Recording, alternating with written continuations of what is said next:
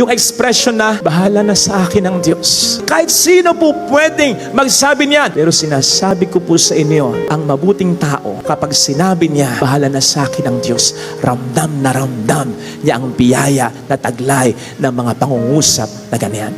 Ang sabi natin sa Ingles, you cannot put a good man down. Why? You just cannot put God down. Sapagkat ang bawat mabuting tao, kinakampihan ng Diyos yan. O pwedeng may mga pagsubok, pero ipaparamdam ng Diyos, hindi kailanman siya magkukulang. Kapatid, sigurado ang iyong panalo. Huwag kang mapapagod, magpakabuting tao. And once that happens, makikita mo ang mga bagay-bagay sa buhay mo. Hindi na sa area ng positibo o negatibo. Lahat po pwedeng maging positibo, kahit yung negatibo. Because everything will work for the good of souls who love Him. Yun ang sinasabi sa Romans 8:28.